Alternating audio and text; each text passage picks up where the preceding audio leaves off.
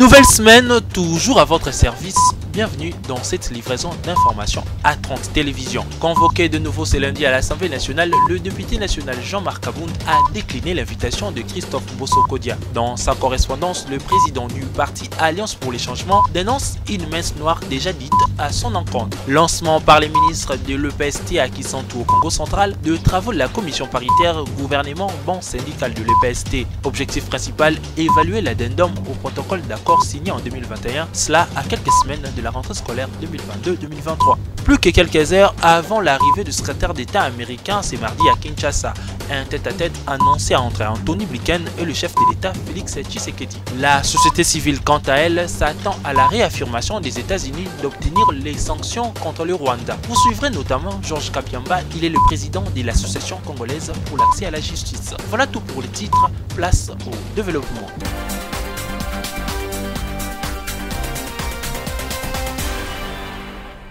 Une fin des non-recevoirs pour Jean-Marc Kabound à l'Assemblée nationale, attendue le lundi 8 août au bureau du président de cette institution pour la deuxième et dernière audition relative au réquisitoire du procureur général de la Cour de cassation. Jean-Marc Kabound y a brillé par son absence, synonyme de son refus.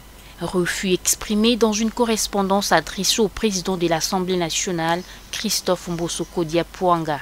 En des termes clairs, je ne saurais accompagner le bureau de l'Assemblée nationale dans une forfaiture apparentée à une messe noire d'avance dite dans le but de museler et à violer de manière spectaculaire mes droits d'élu du peuple. Fin des citations. Voilà comment se jouent les jeux de ping-pong entre le bureau de l'Assemblée nationale et de l'ex-ancien vice-président de cette institution politique. Pour rappel, dans ce dossier, tout est parti d'une correspondance du président de l'Assemblée nationale datée du 5 août dernier, adressée à Jean-Marc Kabound, une correspondance en guise d'une invitation suivie d'une autre auquel Kabound n'a pas branché d'un seul iota. Dossier à suivre. L'arrivée du secrétaire d'État américain Blinken en RDC ce mardi 9 août est vivement saluée par l'Association congolaise pour l'accès à la justice. Maître Georges Kapiamba dit attendre des États-Unis une solution qui mettra fin à l'insécurité à l'est de la République démocratique du Congo. Le Conseil de sécurité, qui a la mission de veiller sur la paix et la sécurité à travers le monde, qui a la mission de s'assurer du respect de la Charte des Nations Unies, a l'obligation de prendre des sanctions qui peuvent aller dans le sens, notamment, de décréter un embargo sur la fourniture d'armement au Rwanda parce que on se rend compte que le Rwanda utilise ces armements pour attaquer la RDC, créer des troubles et encourager même les violations graves des droits de l'homme sur le territoire de la RDC qui vont jusqu'au pillage des ressources naturelles. S'agissant du rapport des experts des Nations Unies sur la confirmation de l'appui du Rwanda au M23, Maître Georges Kapiamba fait des propositions au gouvernement congolais et aux organisations internationales. Nous demandons, nous souhaiterons que le secrétaire d'État américain puisse, à l'occasion de ces rencontres avec les autorités congolaises, réaffirmer leur détermination à faire prendre des sanctions au Conseil de sécurité contre le Rwanda.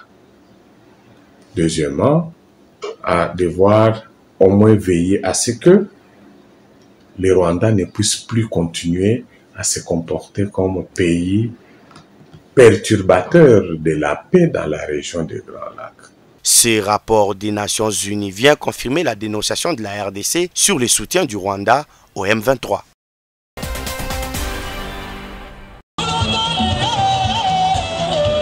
FIKIN, la foire internationale de Kinshasa, a accueilli le samedi 6 août des centaines de personnes venues des coins et recoins de la capitale à l'occasion du meeting populaire du mouvement de solidarité pour les changements. Militants et cadres, tout était réunis pour écouter leur président national, Laurent Batumona.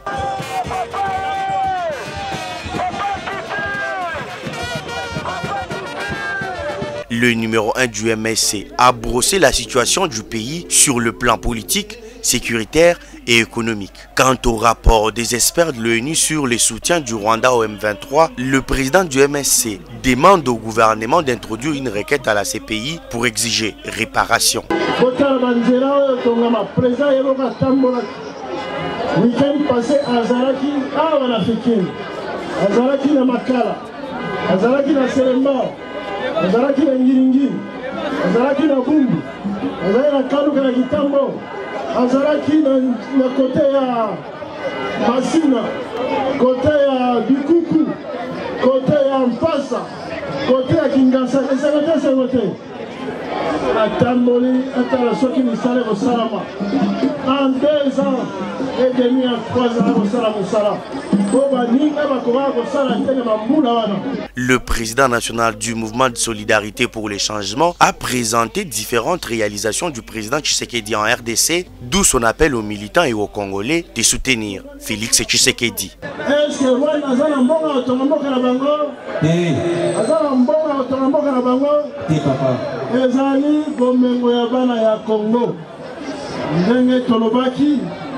tozali kopesa soutien na FARDC, soutien na commandant suprême, abongisa armée na biso, abongisa armée, même bati embargo na Nations Unies toso mandoki te, mukonza na ma solution mingi, asala makasi, aluka, jibundeli, apesa ba jeune congolais bana posa, bakende ko servir na drapeau.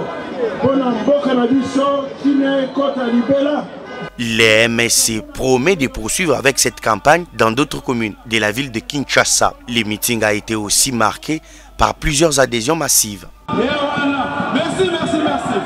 Merci. C'est un Mbouela Lodge à Kisantu dans la province du Congo central qu'ont été lancés ce lundi les travaux de la commission paritaire gouvernement banc syndical de l'enseignement primaire, secondaire et technique. Travaux prévus durant 15 jours et lancés par les ministres de l'EPST, le professeur Tony Mwabakazadi. Objectif principal, évaluer l'addendum au protocole d'accord de Bibois signé en novembre 2021. Le ministre Tony Mwabakazadi a fait remarquer que le respect des engagements doit s'observer tant du côté du gouvernement que du côté du banc syndical, de manière à rester sur ce qui a été conclu dans l'addendum au protocole d'accord de Bibois.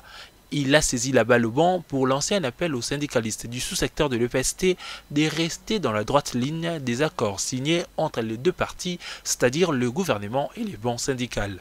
À lui d'appeler également les syndicalistes à mettre du sérieux et de s'abstenir de propager des fausses informations qui sortent du contexte de la commission paritaire gouvernement-banc syndical de l'EPST. Ces travaux ont été annoncés par les ministères de l'enseignement primaire, secondaire et technique en vue d'une bonne rentrée scolaire 2022-2023. Selon les calendriers scolaires, la rentrée des classes est prévue le 5 septembre prochain.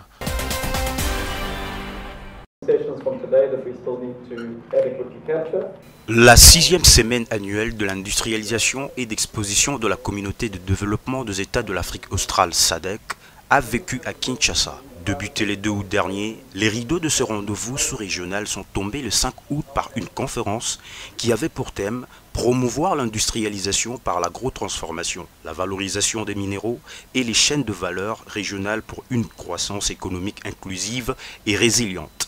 L'objectif visé ici étant de booster le pays membre de la SADC, le ministre de l'Industrie Julien Paluku s'est dit heureux du bon déroulement de programme. À ce sujet, je me sens redevable de rendre un vibrant hommage au président de la République, son Excellence Félix-Antoine Tshisekedi Tshilombo, chef de l'État, pour la lourde responsabilité qu'il compte hériter bientôt de son homologue du Malawi à la tête de la SADC. Je voudrais saluer à sa juste valeur les génies de l'organisation SADC, ministère de l'Industrie de la République du Congo, a mis en contribution pour qu'en peu de temps de préparation, les résultats soient celui que les présidents des assises ont atteint. Ma reconnaissance s'oriente sans embarras vers les panélistes pour la riche expérience dont ils ont fait bénéficier les participants durant une semaine entière. Les participants à cette activité ont quant à eux salué l'initiative. On a pu constater qu'un grand travail a été fait. Je crois que c'est plutôt un travail de mise en valeur, de promouvoir en fait non seulement cette semaine, mais surtout on est en train de promouvoir en fait les biens, les services, ce qui a été la thématique, c'est-à-dire l'agro-consommation, le côté pharmaceutique et la mise en valeur en fait de tous les minerais, minéraux de la RDC. C'était ça le but en fait de cette semaine particulière. Rappelons que pour boucler la boucle, une randonnée à travers la ville de Kinshasa était prévue.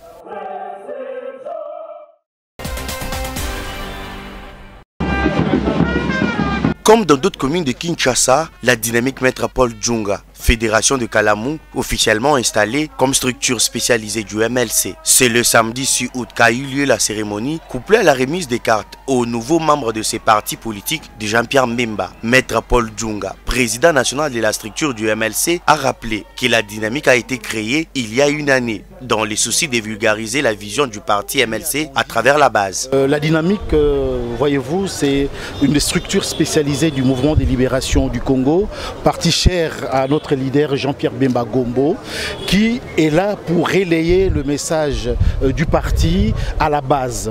Nous sommes là beaucoup plus près des populations, beaucoup plus près des membres du MLC pour faire passer le message du MLC, comme vous le savez, qui est un message de paix, qui est un message d'amour, qui est un message d'unité. L'unité, la paix, avec le temps qui court, nous en avons vraiment besoin. Kalamou et la 6e fédération de la ville de Kinshasa, Métropole Djunga, veut ratisser davantage. Ça prouve que ce que nous faisons à la dynamique est regardé et suivi de près par le cadre responsable du MLC.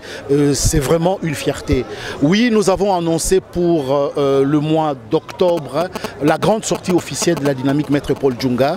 Depuis que nous existons, nous n'avons fait qu'installer les fédérations dans différentes communes, les 7 communes de la Founa. Et dans 2 mois, nous aurons le privilège de présenter la dynamique très officiellement sur l'ensemble de la ville de Kinshasa. La cérémonie a eu lieu en présence de plusieurs membres et cadres du mouvement de libération du Congo.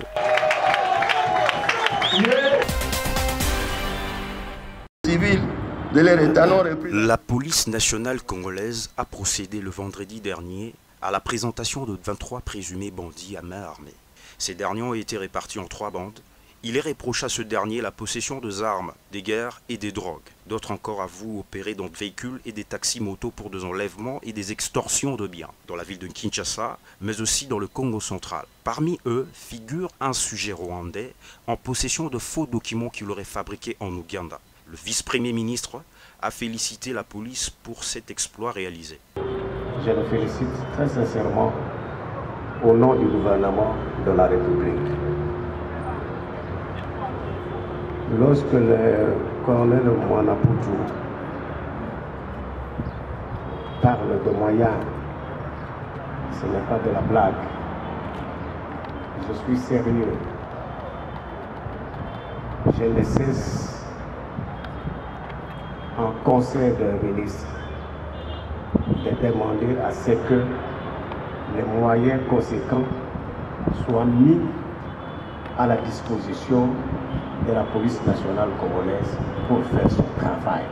Notons que ces présumés malfaiteurs, happés par la police nationale congolaise, ont été transférés au parquet de grande instance. Un appel a été lancé à la population en vue de dénoncer tout sujet qui serait dans des activités pas claires.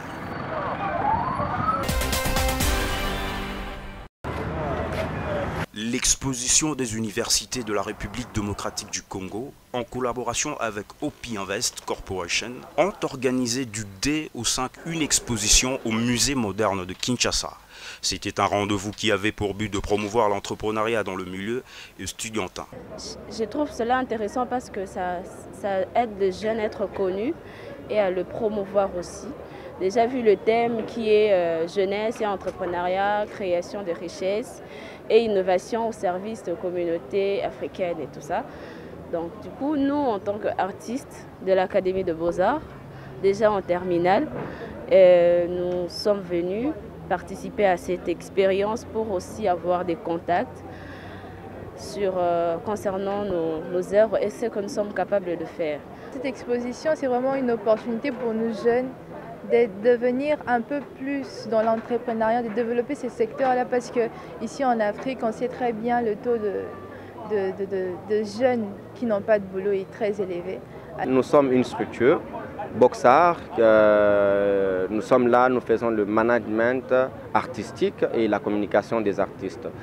En fait, si vous voyez, il n'y a pas qu'une personne, il y a plusieurs artistes qui exposent avec nous, que nous accompagnons dans leur parcours artistique, organiser des expositions et vendre en fait le produit des artistes et l'artiste elle-même. Cette activité, c'est bien pour le développement de notre pays parce que grâce à ça, on a la possibilité d'apercevoir des différents produits faits précisément en RDC et aussi savoir les développements de l'industrie, les développements que connaît l'industrie de la République. C'est ce vendredi 5 août qui s'est clôturé ces grands rendez-vous de jeunes étudiants et entrepreneurs sous la grande satisfaction de différents panélistes et exposants.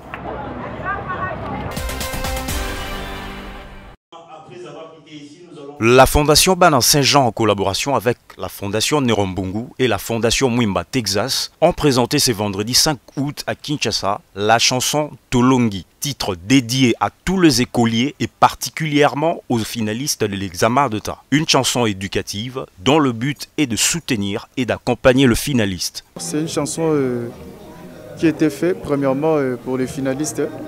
Les finalistes de différentes qualités, les finalistes de la 6e année, les finalistes au niveau de l'université, ainsi de suite. Et quant à moi, ça a été l'honneur d'abord de présenter cette chanson devant mes fanatiques, ainsi que devant la presse aussi, parce que j'ai passé des moments difficiles pour que cette œuvre soit réalisée. Et maintenant, je remercie Dieu parce que l'œuvre est déjà là. Et j'ai fait l'appel à tous mes fanatiques de consommer la chanson. Rappelons aussi que la vidéo de cette chanson est disponible sur la plateforme de l'artiste.